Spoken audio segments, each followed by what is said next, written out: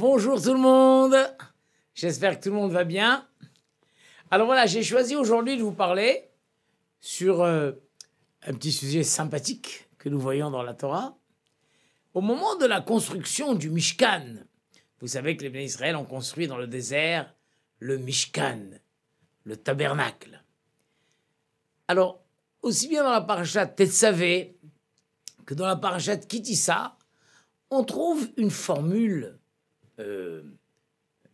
pas ambiguë, mais étonnante, où Akadosh Baruch Hu dit « Ve'ata tedaber el kol chachmei lev » et toi, mon cher Rabbeinu, tu vas parler à tous les chachmei lev, tous les sages de cœur, Asher miletiv roi chorma, auquel j'ai donné de la chorma. Donc il semble que il y a quelqu'un qui, au préalable, est un chacham lev, il est un sage de cœur. À ce sage de cœur, Hachem donne de la chorma, de la sagesse. Aussi, on trouve dans le pasouk, plus tard au parashat qui dit ça, que Ve'asa Betzalel ve'Oliav, Betzalel et Aholiav ont construit le Mishkan, Ve'chol ish chacham lev, Asher natan Hachem chorma udvuna b'ema. Ainsi que tous les gens, tout homme chacham lev, sage de cœur, auquel Hachem a donné de la chorma. Donc il est sage de cœur, il est déjà chacham lev, et Hachem lui donne la chorma. Donc on voit que, donc déjà il faut comprendre qu'est-ce que c'est que ce préalable de chacham lev.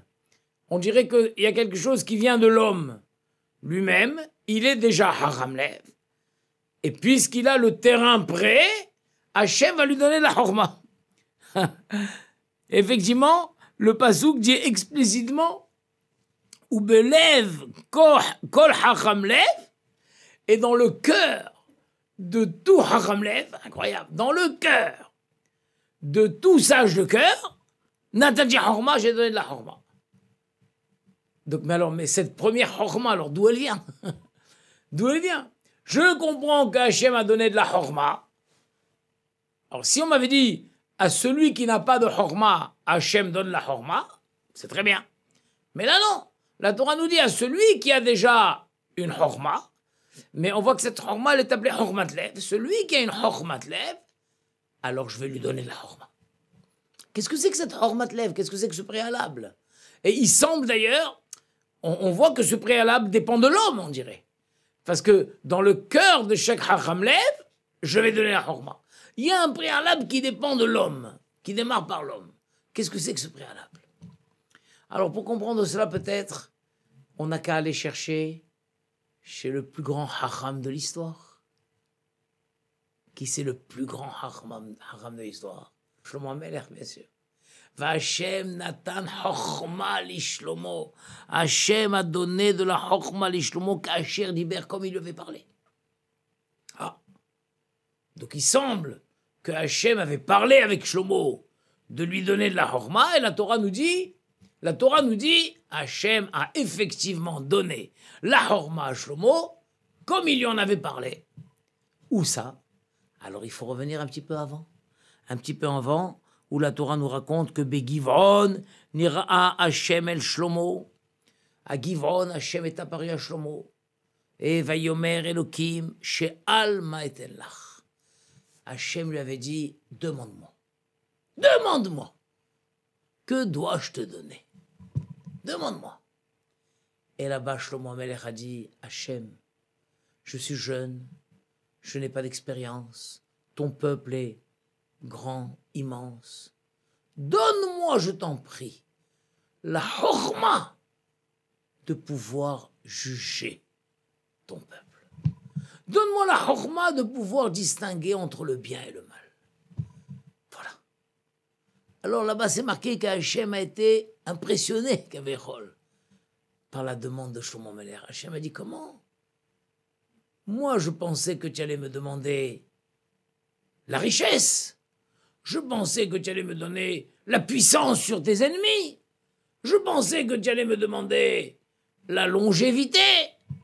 Mais tu n'as demandé ni la richesse, ni la puissance sur tes ennemis, ni la longévité. Tu as demandé la chorma.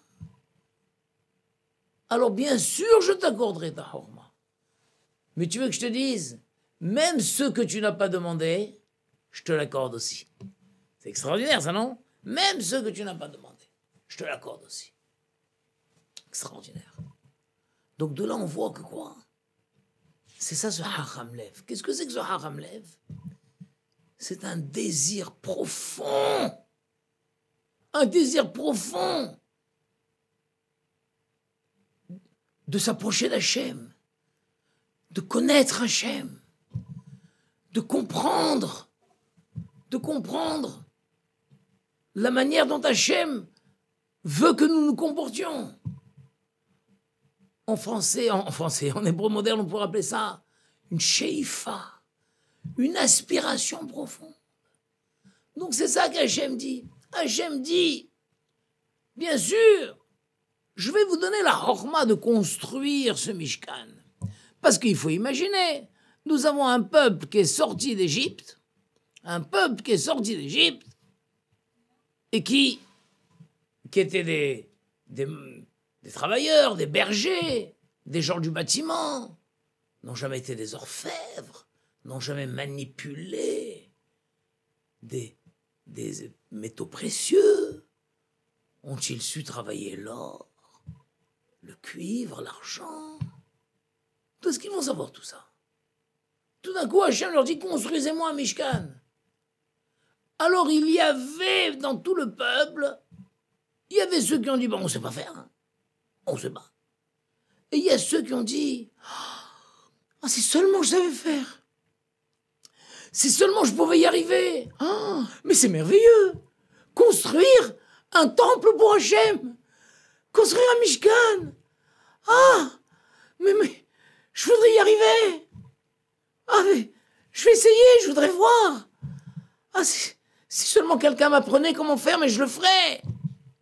C'est ça, Hacham Lev.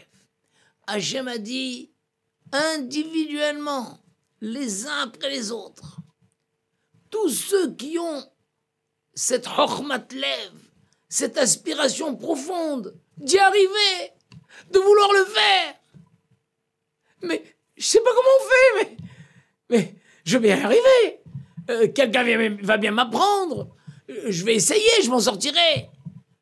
Tous ceux chez qui j'ai repéré cette aspiration, cette sheifa, cette hormat lev, eh bien, je leur donnerai la horma de savoir le faire. On me compte comme c'est extraordinaire, ça. C'est pas lié à l'intelligence, c'est pas lié aux compétences, c'est lié à la volonté profonde de vouloir le faire, la volonté profonde de vouloir y arriver, la volonté profonde de faire plaisir à Hachem, la volonté profonde de m'approcher d'Hachem de cette manière. Et nous voyons dans toute la Torah des grands personnages qui ont eu cette inspiration. Ah, qui de plus beau avons-nous que Yehoshua ben Nun? Vous vous rendez compte, Yehoshua ben Nun a accompagné Moshe Rabbeinu au pied du Har Sinaï. Lorsque Moshe est monté au Har Sinaï pour recevoir la Torah, Yehoshua a dit, Maître, Rav, je vous accompagne. Il l'a accompagné. Et puis Yehoshua est resté au bas de la montagne, évidemment. Et Moshe Rabbeinu est monté dans la montagne. Combien de temps il est resté dans la montagne? 40 jours. Qu'est-ce qu'a fait Yehoshua pendant ces 40 jours? Est-ce qu'il est retourné au camp? Non. Il est resté en bas, au pied de la montagne. Pourquoi? Pourquoi? Ça y est, tu as accompagné ton Rav, retourne au camp. Non. Yehoshua a dit non. Quand mon Rav va descendre, il y aura tout ce trajet de la montagne jusqu'au camp. Il va pas faire ce trajet tout seul. Je vais l'accompagner. Et pendant ce trajet, je vais lui demander, Rav, alors qu'est-ce que vous avez appris? Dites-moi. Qu'est-ce qu'il y a de nouveau? Qu'est-ce qu'il y a de beau dans la Torah? Yehoshua a dit, pourquoi perdre ce trajet de la montagne jusqu'au camp? Pourquoi le perdre? Moshe Rabbeinu va redescendre de la montagne plein de Torah, plein de Hidushim, plein d'une lumière, la Horma d'Hachem. Mais je veux, en bas, dès le premier pas, je veux déjà commencer à m'imprégner de ça. Je veux apprendre. Je veux être le premier à tout savoir, mais pas dans le sens premier, une ambition, hein, le premier avant les autres. Non, pourquoi perdre? Pourquoi perdre le temps? Pourquoi perdre la possibilité d'apprendre tout de suite la Torah à son retour de la montagne? Et alors il s'est passé une chose extraordinaire. C'est que, mais de quoi s'est nourri Yehoshua pendant ce temps-là? Même si on dit qu'il a emporté avec lui un petit sandwich, mais ça n'a pas duré 40 jours. Et oui, vous le savez ça. Sa part de manne est descendue au pied du Har Sinaï. Mais là-bas, il y a une expression qui dit « Il a reçu sa part de manne comme celle de tout le clan d'Israël. » On pourrait croire qu'il a reçu, alors plus que sa part, il a reçu une quantité monstrueuse de manne. Non, là-bas, le sens, Rav Shmulevitch explique qu'il y a des miracles qui sont individuels et des miracles qui dépendent du klal, de l'ensemble du peuple juif. La manne, la distribution de la manne, l'attribution de la manne n'était pas un miracle individuel, c'était un miracle qui était dépendant du peuple juif. Du peuple juif et à l'endroit où le peuple juif se trouvait. Donc tout juif qui se trouve dans le camp d'Israël reçoit sa part de manne. Mais s'il est en dehors du camp, il n'a pas droit à sa manne. Parce que ce n'est pas un miracle individuel, c'est un miracle collectif. Ah, mais voilà que Yehoshua était en dehors du camp. Il est sorti du camp. Il était maintenant au pied de la montagne. C'est ça que le texte nous dit. Yehoshua n'était plus un individu. Avec sa haute aspiration de ne pas perdre un instant de la Torah que Moshe Rabbeinu va ramener du ciel, il a eu la dimension de tout le peuple. Et le texte nous dit il a reçu sa part de manne correspondant à tout le peuple. Bien sûr que ce n'était pas en quantité, mais c'est dans l'idée. Yehoshua n'était plus quelqu'un qui a une telle aspiration. Il a dépassé. Il est sorti de son individualité. Et Yehoshua a reçu sa part de manne au pied de la montagne. Donc c'est ça. Haramlev, je lui donne la horma. Nous trouvons beaucoup de personnages comme ça. Tiens, il y a Othniel ben Kenaz. Othniel ben Kenaz a été le premier juge après la mort de Moshe Rabbeinu. Après Yehoshua. À la suite de Yehoshua, Othniel ben Kenaz, c'est lui qui a été. Et on sait qu'à la mort de Moshe Rabbeinu, devant la douleur, devant le deuil, et puis pour prendre conscience de la grande perte qu'il y a eu, Hachem a fait oublier 3000 halachot. Il y a 3000 halachot qui ont été oubliés. Alors tout le monde était triste, mais il y en a un, Othniel ben Kenaz. Il a supplié Hachem, je t'en supplie, aide-moi à retrouver ces 3000 halachot. Aide-moi. Fais-moi entourer d'élèves compétents avec lesquels on va réfléchir. On va essayer de retrouver tous ces 3000 halachot. Etc., etc. Et sinon, je préfère encore mourir. Je préfère encore mourir, a dit Othniel ben Kenaz. C'est ça qu'on appelle Sheifa. Sheifa, je veux. Non, je ne peux pas me contenter. Même si tu me fais retrouver 2000 halachot, non. 2500, non. 2999, non. Je veux retrouver les 3000 halachot. 3000 halachot ont été perdus. Aide-moi, Hachem, à les retrouver. Crée-moi tout le contexte favorable pour que je le retrouve. Sinon, je préfère mourir. Ça vaut pas le coup de vivre. C'est ça qu'on appelle Haramlev. Une grande sheifa dans le cœur, une grande envie de s'attacher à Hachem. Tiens, nous trouvons aussi Tamar. Alors là, c'est incroyable. L'histoire de Tamar est une des histoires les moins bien comprises dans la Torah. Vous vous souvenez que Yehuda, le fils d'Yaakov Avinu, a eu 3 garçons. Er, Onen et Sheila. Et il a trouvé une femme, bien, une tzadékette, pour son fils Er, qui s'appelait Tamar. Mais Er a fauté devant Hachem, il est mort. Hachem a donné Tamar au deuxième fils, Onen, pour qu'il fasse la misa de Hiboum. Vous savez, sa misa de Hiboum, si un frère nous meurt sans enfant, le frère doit épouser sa belle-sœur, afin que l'enfant qui va naître, c'est la neshama de son frère qui revient. Onen aussi s'est mal comporté, Hachem l'a tué. Il fallait maintenant donner le troisième fils, Sheila. Mais Yehuda a eu peur. Yehuda a dit, oh là là, mais cette Tamar-là, on dirait que elle porte pas chance à ses maris. Ils meurent tous. Alors, sous un prétexte, il lui a dit, écoute, Sheila est encore jeune, rentre chez ton père. Quand il grandira, je te le donnerai. Mais Yehuda ne comptait pas donner Sheila. Et Tamar est retournée chez ses parents. Mais elle voulait très fort avoir des enfants, avoir une descendance de Yehuda, de ses enfants. Elle voulait. Elle a vu que Yehuda, c'est un grand sadique, un grand homme. Elle sentait tout le grand avenir qui va sortir de ça.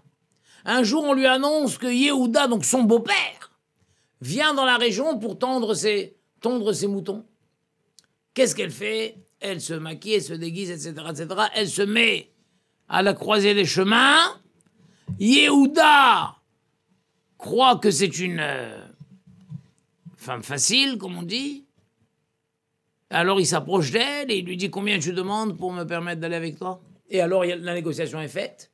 Et Yehuda ne réalise pas qu'il est en train d'aller avec sa propre belle-fille. Elle tombe enceinte, elle accouche 2 jumeaux. Péretz et Zara, qui sont devenus de grands sadikim. Alors tous les commentateurs disent, mais qu'est-ce que c'est que cette histoire? Comment Yehuda a pu faire ça? Alors on sait qu'en fait, un malach a poussé Yehuda, Hachem a poussé. Yehuda lui-même ne comprenait pas. Un grand sadique comme ça, il voit une face vers le chemin, il s'écarte et il fait une proposition. C'est clair ça. Ceux qui veulent comprendre le texte comme ça, c'est simplement parce que ils ne veulent pas s'élever, ils ne veulent pas réfléchir sur la dimension des personnages que nous avons ici. Ça, c'est clair. Yehuda, on comprend ce qui a pu se passer. Mais la question, c'est chez Tamar. Comment Tamar a pu imaginer que Yehuda allait lui proposer d'aller avec elle? Comment elle a pu imaginer? La réponse, c'est que Tamar, elle avait une sheifa. Elle avait une aspiration. Une aspiration. Je veux avoir des enfants de cette famille-là. Je veux avoir des enfants qui sortent de ce grand sadique. Je vois qu'il n'est pas en train de me donner le 3e fils. Je fais tout l'improbable, l'inimaginable. Je me mets là-bas au bord du chemin. C'est la seule chose que j'ai à faire maintenant. Je tente le tout pour le tout. Et Hachem pourvoira. C'est ce qui s'est passé. C'est ce qui s'est passé. Hachem, Béhémet, après il y a une voix céleste qui est sortie. Et Hachem a dit, c'est moi qui ai fait tout ça. Vous vous rendez compte? C'est ça qu'on appelle Sheifa. Sheifa, une aspiration de vouloir atteindre le maximum de ce que je peux atteindre sur Terre. C'est ça qu'on appelle Hachamlev, une sagesse de cœur. Et ça, c'est le préalable indispensable qui dépend de nous. Et tout celui qui a ce préalable, Hachem l'exauce. Et non seulement Hachem l'exauce, mais c'est marqué que Hachem l'exauce, Rachir rapporte là-bas, miyad, tout de suite. Il y a des choses qui prennent du temps à être exaucées. Mais une grande aspiration, une grande shefatlev. Il y a un passage qui dit Arhev pira, écarte ta bouche, va m'aller où je la remplirai. Écarte ta bouche. Écarte ta bouche. Une grande soif, un grand appétit d'atteindre les niveaux les plus fabuleux, de se rapprocher d'Hachem. Va m'aller où je la remplirai cette bouche. Miyad, tout de suite. Ça n'attendra pas. C'est comme ça qu'on voit que même de nos jours, il y a des gens des fois qui font tchouva. Et puis avec une rapidité incroyable, ils atteignent un niveau, deviennent des tzadikim, mamash. Comment? Mais il y a 6 mois, il était encore de l'autre côté du fleuve. Et là maintenant, on voit que c'est un tzaddik, on voit qu'il prie, on voit qu'il est exaucé. Ça, c'est le résultat d'une grande Ahormatlev. Voilà, c'est ce que je me souhaite, ce que je vous souhaite, ce que je souhaite à tout le clan d'Israël.